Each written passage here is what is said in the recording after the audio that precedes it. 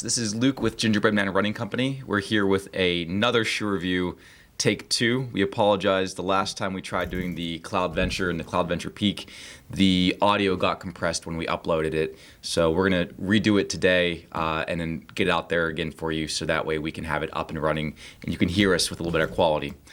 Shout out to Monica. Thank you for requesting the Cloudventure. We appreciate your inputs, and again, we'll do a second attempt at this. And thank you for everyone that has liked and subscribed to our videos. We are up over 60 subscribers and counting. And if you haven't done it yet, please do so now so you can continue to see our content as we enter into the spring and summer seasons.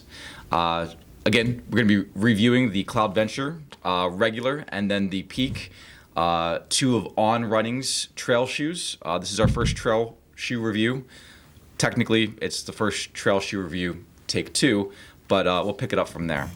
To rehash, the Cloudventure is their normal model. It's a $150 retail price. It's overall a very comfortable shoe and fits pretty true to size. I didn't have to size up or down, regardless about the fit itself. But when you talk about trail shoes, let's cut straight to the chase. Everybody wants to know about the tread. The first thing I'll say, the tread is very deep, but sheds mud pretty easily.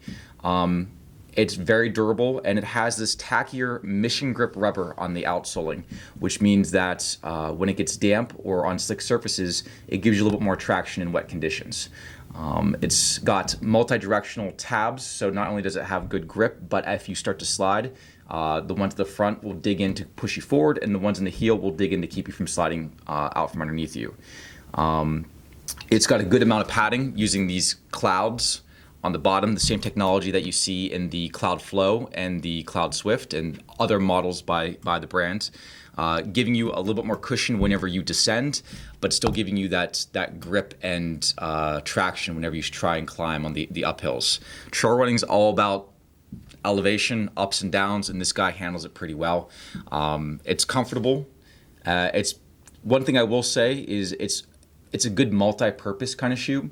So if you're somebody that's looking for a trail shoe but wants something that can also handle road miles, this guy isn't too uncomfortable.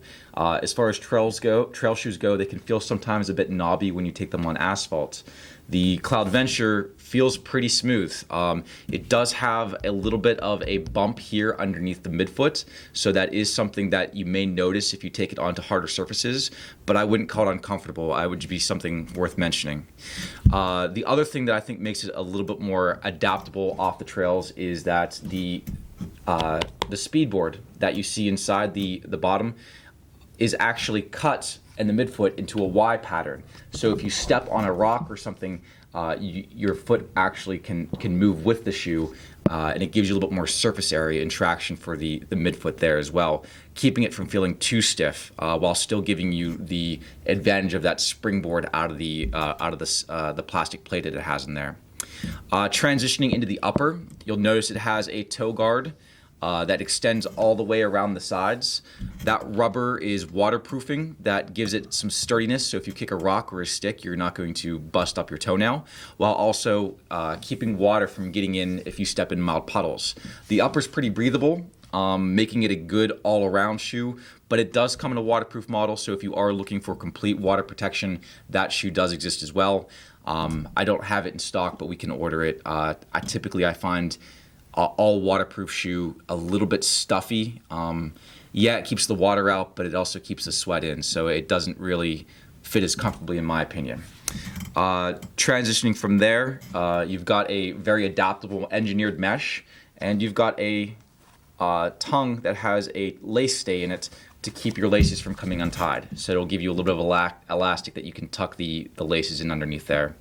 A good amount of padding around the heel, and then in the back, a pretty nice sturdy heel cup, giving you some support. Even though this is a neutral shoe, it does give you some support, so if your heel lands, it keeps you from pronating excessively. Again, this is not a stability shoe, but just gives you a little bit more support than some of the other shoes that we have here.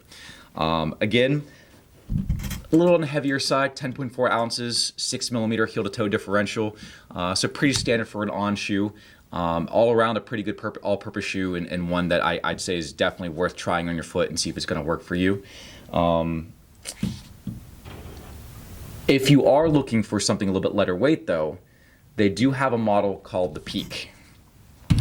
This is the Cloudventure Peak, which is basically the same idea. It's their trail shoe, just turned into a racing flat.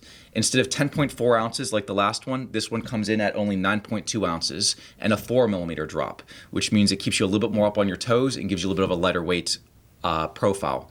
The upper is a little bit more hydrophobic and a little bit lighter weight, so it's not as adaptable. It doesn't fit as loosely. It doesn't adapt to your foot. So if you have a wider foot, it squeezes a little bit more, but it is a little bit more hydrophobic. So while it's not waterproof, it'll shed the water a little bit more, which is kind of cool. The outsoling is a little bit different as well. You'll notice less of the cloud patterns for cushioning and more of the chevrons to kind of dig in and give you more traction. So again, this guy's a little, cut out some weight by taking out some cushioning, while still giving you a lot of traction for the ascents and descents up and down the trails. Still has the same speed board, still has the same mission grip rubber, just a little bit less cushioning, a little bit less weight, a little bit less heel to toe drop to get you in and out of that next step so you can accelerate up and down the mountains as fast as you want. The upper still has that kind of rubber profiling around the sides for the protection and the waterproofing, but the heel cup is a lot thinner. So you'll notice that it doesn't give you the same support that the Cloudventure does.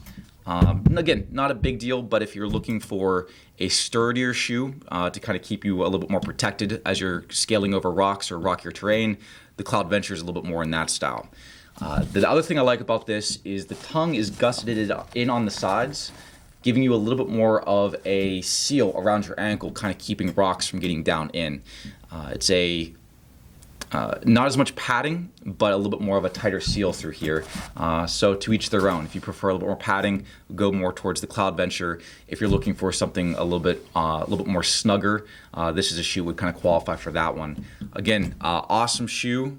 A little bit lighter weight. This is one that has kind of become popular if you're a cross-country runner and you don't want to buy a pair of spikes. This is a shoe that you could use for almost your entire season, whether it's training or racing. It could get you through most of that as well. We've had a couple runners come in and ask about that.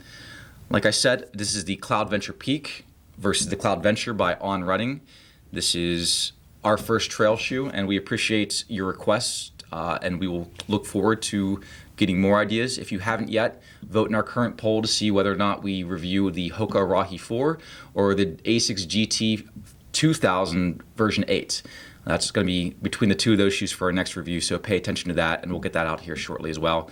Thank you for letting us redo this, and hopefully we'll see you soon. We'll be opening up on Friday as Pennsylvania eases the COVID restrictions, allowing us a little bit more opportunity to see you face-to-face.